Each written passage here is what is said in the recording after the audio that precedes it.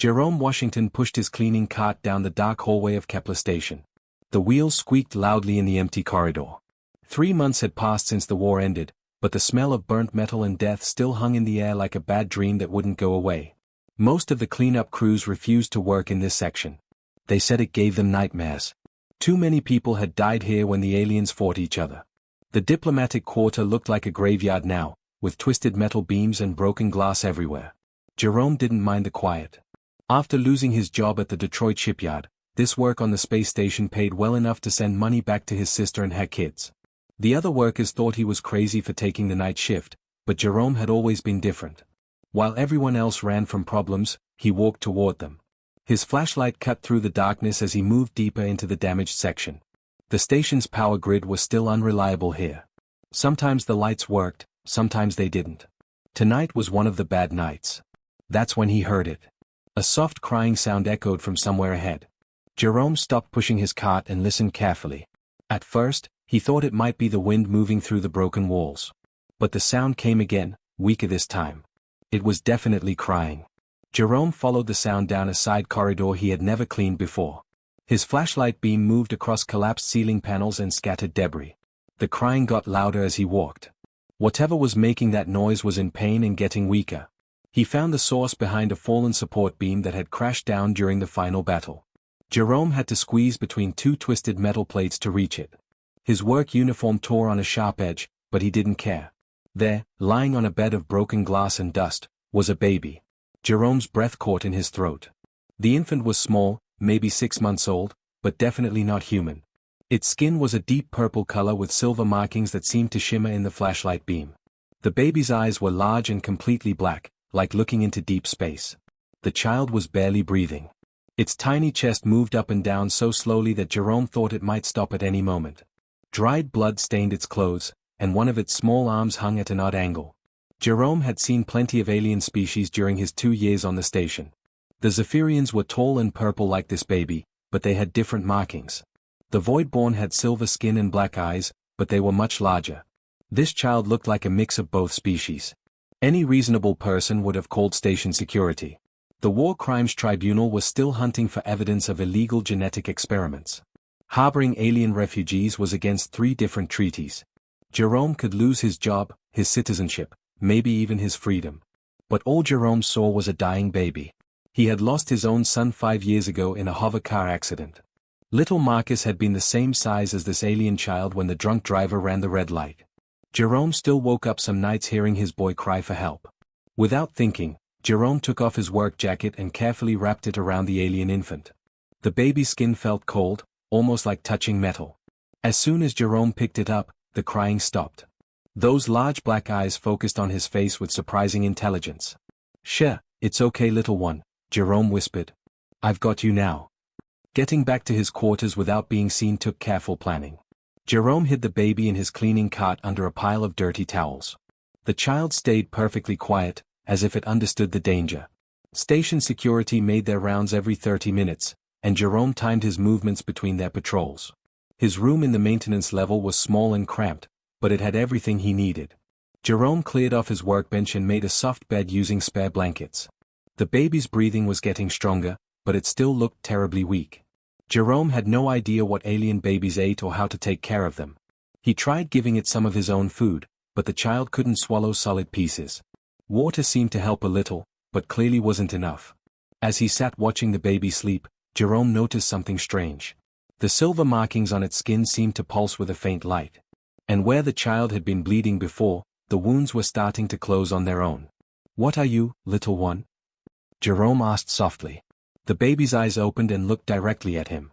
For just a moment, Jerome felt something he couldn't explain. Like a warm feeling in his mind, telling him that everything would be okay. The sensation lasted only a few seconds, but it left him with absolute certainty about one thing. This child was special, and Jerome was going to protect it no matter what the consequences might be. 3 weeks passed before anyone discovered Jerome's secret. He had gotten good at hiding the baby during his shifts, keeping it quiet with soft humming and gentle rocking. The child was getting stronger every day, but Jerome was running out of the basic supplies he had stolen from the medical bay. That's when Darius Brooks walked into Jerome's quarters during a routine maintenance inspection. Darius was Jerome's supervisor, a former military man who ran the cleaning department with strict discipline. Everyone feared him because he never smiled and wrote people up for the smallest mistakes. Jerome expected to be fired on the spot, maybe even arrested. Instead, Darius stood in the doorway for a long moment, staring at the purple-skinned baby sleeping peacefully on the makeshift bed. His stern expression softened in a way Jerome had never seen before. "How long?" Darius asked quietly. 3 weeks, Jerome admitted. "I found him in the diplomatic quarter. He was dying." Darius stepped closer and examined the child carefully. The baby's silver markings were brighter now, pulsing gently like a slow heartbeat. Its breathing was steady and strong. "You know what this is?" Darius asked. Jerome shook his head. "It's a hybrid. Half Zephyrian, half Voidborn. I've seen the genetic reports from the war. Both species consider these children abominations. That's why nobody came looking for him." The words hit Jerome like a punch to the stomach. "You mean his own people wanted him dead?" "Not just wanted. They probably tried to kill him themselves." Darius sat down heavily on Jerome's only chair. "The Zephyrians believe mixing bloodlines weakens their warrior spirit. The Voidborn think it corrupts their technological purity. A child like this represents everything both species hate about each other." Jerome looked down at the sleeping baby. The child looked so peaceful, so innocent. It was hard to imagine anyone wanting to hurt something so small and helpless. "What should I do?" Jerome asked. Darius was quiet for several minutes. Finally, he stood up and headed for the door. Jerome thought his supervisor was leaving to call security. Instead, Darius stopped and turned around. "You're going to need help," he said. "I know someone who can get medical supplies without asking questions." The next day, Darius brought Keisha Johnson to Jerome's quarters. She worked in the engineering department and had a reputation for being tough and smart. More importantly, she had access to the station's medical database. "Lord have mercy," Keisha whispered when she saw the baby. "He's beautiful." Jerome had started calling the child David, though he wasn't sure why. The name just felt right. David was awake now, playing with a small piece of colored plastic that Jerome had found in his toolkit. The baby's large black eyes followed their movements with curious intelligence. "My grandmother always said every child deserves a chance," Keisha said, kneeling down beside David. "Doesn't matter what color they are or where they come from." Using her engineering access codes, Keisha researched hybrid physiology in the damaged medical computers. What she found was both fascinating and terrifying. David needed special nutrients that human food couldn't provide. His body processed energy differently than either parent species. Without the right care, he would slowly starve to death no matter how much regular food he ate. "Look at this," Keisha said, pointing to her tablet screen. "His cellular structure is completely unique. He can absorb and process both Zephyrian neural energy and Voidborn mineral compounds. It's like his body was designed to bridge the gap between two completely different life forms." Jerome watched David grab his finger with surprising strength. The baby's touch always made him feel calmer, more at peace. Now he wondered if that was part of David's unique abilities. Over the following weeks, the three adults worked together to keep David healthy and hidden. Keisha smuggled medical supplies and specialized nutrients from the research labs. Darius used his authority to keep other workers away from Jerome's section of the maintenance level. Jerome provided the constant care and attention that David needed to grow. The baby was developing faster than any human child. At what appeared to be 8 months old, David could already sit up on his own and respond to his name. His silver markings had grown more complex, forming intricate patterns along his arms and forehead. Sometimes they glowed softly when he was happy or excited. But it was the other things that made Jerome nervous. Electronics worked better when David was nearby. Broken equipment would suddenly start functioning again after the baby touched it. Once, when Jerome accidentally cut his hand on a sharp tool, David reached up and grabbed the wound. The bleeding stopped immediately, and by morning, there wasn't even a scar. "He's not just surviving," Darius observed during one of their secret meetings. "He's thriving. Whatever abilities he inherited from both parent species, they're getting stronger." Keisha nodded thoughtfully. "The question is, how long before someone notices? A child with these kinds of powers won't stay hidden forever." Jerome held David closer, feeling the baby's warm weight against his chest. The child looked up at him with those deep black eyes, and Jerome felt that familiar sense of peace wash over him. "Then we better make sure he's ready when that time comes," Jerome said softly. The first sign of trouble came on a Tuesday morning when Jerome arrived for his shift. Darius was waiting by his cleaning cart with a grim expression that made Jerome's stomach drop. "We've got problems," Darius said quietly. 3 Zephyrian ships docked at Bay 7 this morning. They're calling it a diplomatic mission, but these aren't diplomats. Jerome felt his blood run cold. He had been caring for David for almost 2 months now. The baby was walking steadily and had started making sounds that almost seemed like words. His silver markings were brighter than ever, and sometimes Jerome caught him staring at the walls as if he could see through them. "How do you know they're not diplomats?" Jerome asked. "Because I recognized their leader. Commander Vextar ran death squads during the war. He specializes in hunting down what the Zephyrians call genetic contamination." Darius handed Jerome a small device. "Bioscanner detector. If it beeps, they're close enough to pick up David's unique signature." That afternoon, Jerome took David deeper into the maintenance tunnels than they had ever gone before. The baby seemed to sense the danger, staying unusually quiet as they moved through the narrow passages. Jerome had mapped these tunnels during his months of night shifts. He knew every pipe, every junction, every hiding spot that the station's blueprints didn't show. The scanner beeped twice as they moved through Level D. Jerome quickly changed direction, heading toward the waste recycling section where the thick metal walls would block most scanning equipment. David grabbed his shirt tightly, those large black eyes wide with fear. "It's okay, little man," Jerome whispered. "Uncle Jerome won't let anything happen to you." 2 days later, Keisha brought even worse news. Coalition forces had arrived claiming they needed to sanitize potential hybrid contamination left over from the war. Their cleansing protocols authorized them to destroy any evidence of illegal genetic experimentation. "They're working together," Keisha explained during their emergency meeting in Storage Bay 12. "The Zephyrians and Coalition forces hate each other, but they hate the idea of hybrid children even more.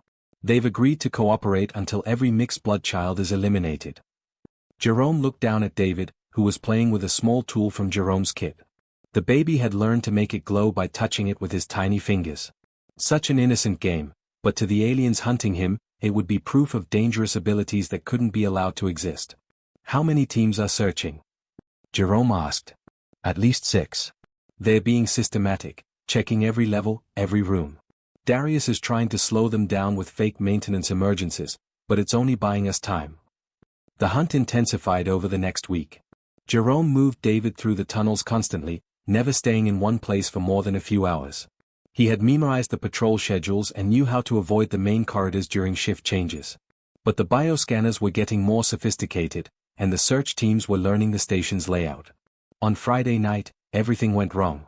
Jerome was carrying David through Maintenance Tunnel C when the scanner started beeping frantically. He tried to backtrack, but heard heavy footsteps echoing from both directions. They were trapped. Jerome pressed himself against the tunnel wall and held David close to his chest. The baby seemed to understand the danger because he stayed perfectly still, not making a sound. Through the darkness, Jerome could see lights approaching from ahead. 3 Zephyrian warriors appeared, their tall purple forms filling the narrow tunnel. They wore black armor that made them look like death itself walking through the shadows. Strange devices in their hands glowed red as they scanned the area. "Bio-readings are strongest here," one of them said in heavily accented English. "The contamination is close." Jerome closed his eyes and tried to think of a way out. But there was nowhere to run. The tunnel was too narrow to fight in, and even if he could somehow get past the warriors, there were more teams searching every level of the station. That's when David did something that changed everything. The baby began to glow. At first, it was just his silver markings pulsing brighter than usual. But then the light spread across his entire body, creating a soft blue radiance that filled the tunnel. Jerome felt a warm tingling sensation where David's skin touched his. The Zephyrian warriors stopped advancing. Their scanning devices went crazy, beeping and flashing wildly before shutting down completely. The lead warrior raised his weapon, but when he tried to fire, nothing happened. "Impossible," the warrior whispered. "The weapon systems are dead." The blue glow around David intensified. Jerome felt a strange energy building in the air, like the feeling before a thunderstorm. Suddenly, a barrier of pure light formed around them, creating a protective bubble that the warriors couldn't penetrate. The Zephyrians tried to move forward, but the barrier pushed them back. They switched to different weapons, tried various scanning devices, even attempted to break through with their bare hands. Nothing worked. "Soulwitch," one of them screamed in their own language. "The legends are true." All 3 warriors turned and ran, their heavy footsteps echoing as they fled back down the tunnel. Jerome stood in stunned silence, still surrounded by David's protective glow. The baby looked up at him and smiled, as if creating impossible barriers was the most natural thing in the world. After several minutes, the glow faded and David yawned sleepily. Jerome realized that his hands were shaking, not from fear, but from excitement. "My God, David," he whispered. "What else can you do?" The truth about David came from an unexpected source. Dr. Angela Harris had been working in the station's research lab for 3 years, studying alien biology and trying to understand how different species might coexist peacefully. She was one of the few scientists who had stayed after the war ended. Jerome found her waiting outside his quarters one morning, holding a data pad and looking nervous. He almost turned around and ran, but something in her eyes told him she wasn't there to turn them in. "I need to talk to you about the child," she said quietly. Jerome's heart started racing. "I don't know what you're talking about." "Jerome, I've been monitoring unusual energy readings throughout the station for weeks. The patterns match theoretical models for hybrid neural activity that I've been studying since before the war started." She held up her data pad.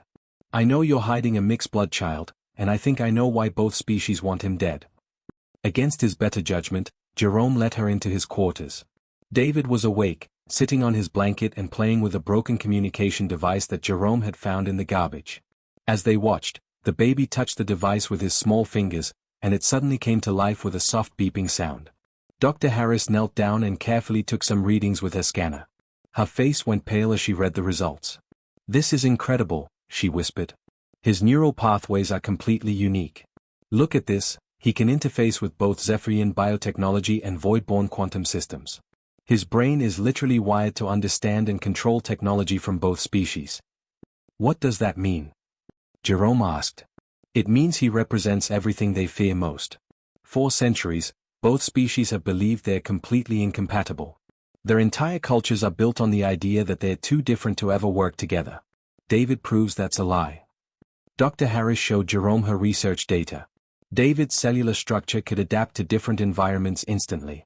His blood contained compounds that could revolutionize medicine for all 3 species. Most importantly, his psychic abilities were unlike anything ever documented. "He doesn't just have powers from both parent species," she explained. "He has new abilities that neither species possesses.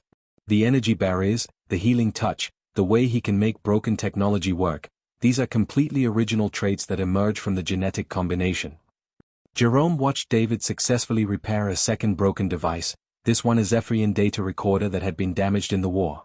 The baby seemed to understand exactly which components needed fixing, even though he had never seen this type of technology before. "They want to kill him because he proves their races could work together," Jerome realized. "If people knew that Zephyrian and void-born genetics could create something better than either species alone, it would destroy everything they believe about themselves," Dr. Harris finished. "The war, the hatred, the cultural superiority, all of it would be meaningless." That's when Keisha burst through the door without knocking. Her face was flushed from running, and she could barely catch her breath. "They're coming," she gasped. "All of them. 12 Zephyrian Death Squad members and a full coalition strike team. Darius tried to delay them, but they're moving through the maintenance levels systematically. They'll be here in less than an hour."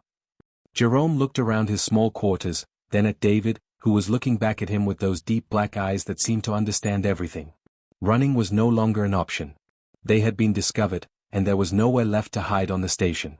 But Jerome had an idea that was either brilliant or completely insane. "Dr. Harris, can you access the station's communication array?" "Yes, but why would you want to?" "Because the galaxy needs to see him," Jerome said, picking up David. "If they're going to kill him anyway, then people should know what they're destroying." The central communication hub was on Level A, the most exposed part of the station. Getting there meant moving through open corridors where the hunting teams would easily spot them. But it was also the only place where Jerome could broadcast to multiple star systems at once. Darius met them in the corridor, carrying a military-grade energy weapon that he had somehow acquired. His face was grim but determined. "I can't stop them all, but I can slow them down," he said. "How much time do you need?" 5 minutes, Jerome replied. Keisha had already started working on the communication array when they arrived. Her fingers flew over the control panels, bypassing security protocols and opening broadcast channels to 17 different worlds. "You're live in 10 seconds, she announced. Jerome stood in front of the camera, holding David in his arms. The baby was glowing softly again, his silver markings pulsing with gentle light. Through the hub's transparent walls, Jerome could see armed figures moving through the station corridors toward them. "My name is Jerome Washington," he said to the camera. "I'm a maintenance worker on Kepler Station, and I want to show you something that will change how you think about the war that just ended." He held David up so the cameras could capture the child's unique appearance. David seemed to sense the importance of the moment because his glow intensified, creating a beautiful aura of blue and silver light. This is David. He's 8 months old, and is half Zephyrian, half Voidborn.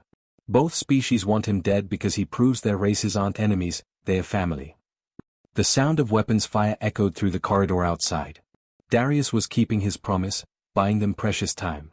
Humanity will protect this child and any others like him. We won't let fear and hatred destroy the future that children like David represent. As Jerome spoke, David raised one small hand toward the camera. Every piece of electronic equipment in the communication hub suddenly began working perfectly, even devices that had been damaged for months.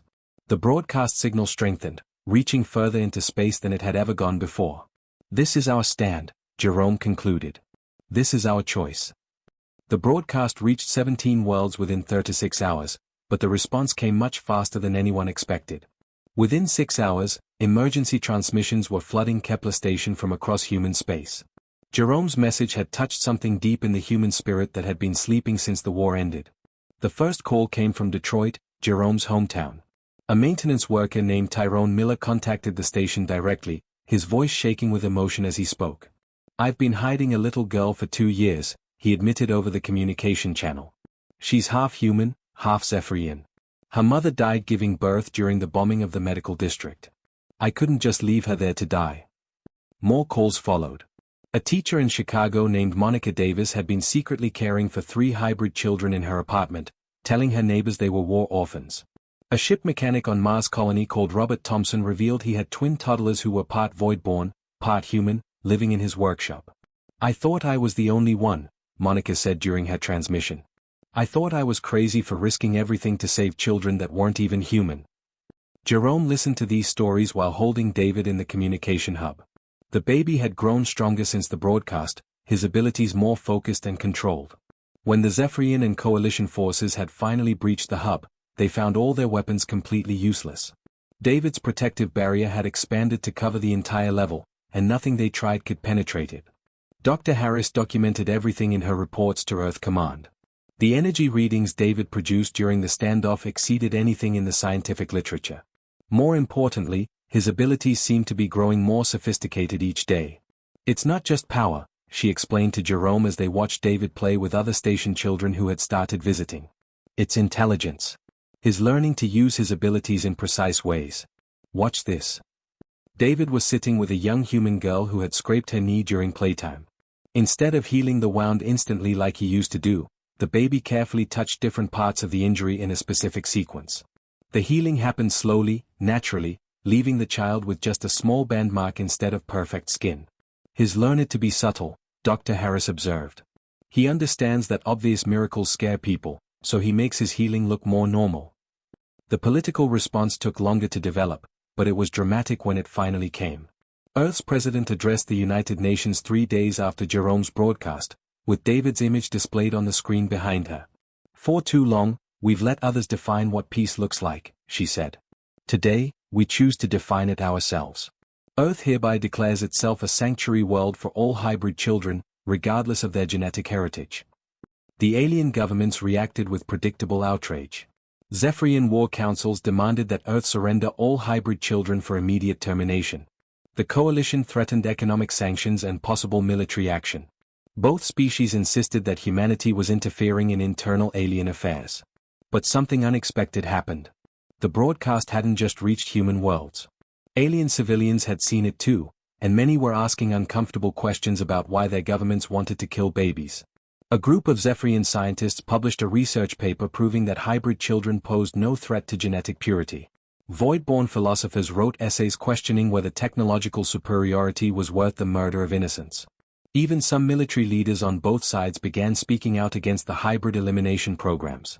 6 months later, Jerome stood in Central Park in New York City, watching David play with 12 other hybrid children on the new playground that had been built specifically for them.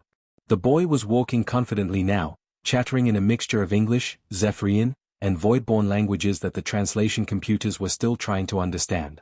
"Uncle Jerome," David called out, running over with a broken toy hovercar in his hands.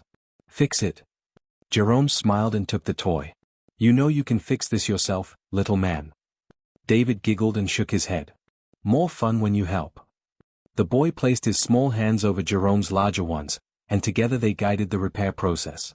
The toy's anti-gravity systems hummed back to life, but slowly enough that it looked like normal mechanical work rather than alien technology. Dr. Harris approached with her daily observation notes.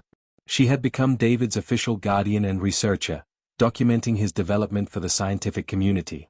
"The other children are developing similar control," she reported. "Keisha's little girl can interface with communication systems. The twins from Mars Colony can manipulate gravity fields with precision that would make Voidborn engineers jealous. But they're all learning to hide their abilities when necessary." Jerome nodded, watching David help a younger hybrid child reach a toy on a high shelf. Instead of using his abilities, David simply lifted the child up so she could grab it herself. "They're not just powerful," Jerome realized. "They're wise. They understand that being different means being careful." That evening, as Jerome tucked David into bed in their new apartment near the park, the boy looked up at him with those deep black eyes that had first captured Jerome's heart. "Thank you," David said in perfect English. "For what, little man?" "For seeing me as David instead of as a problem." Jerome felt tears forming in his eyes. In 2 years of caring for this remarkable child, he had never heard anything more beautiful. "You were never a problem, David. You were always a gift." Outside their window, the lights of New York City twinkled like stars. Somewhere among those lights, other hybrid children were growing up safe and loved, protected by humans who had chosen compassion over fear. The war had ended with hatred and division, but from its ruins, a new kind of family had emerged. Not bound by species or genetics, but by the simple human belief that every child deserved a chance to grow up and discover what they might become. David closed his eyes and smiled as he drifted off to sleep, his silver markings glowing softly like a night light that would guide him through peaceful dreams. The future had never looked brighter.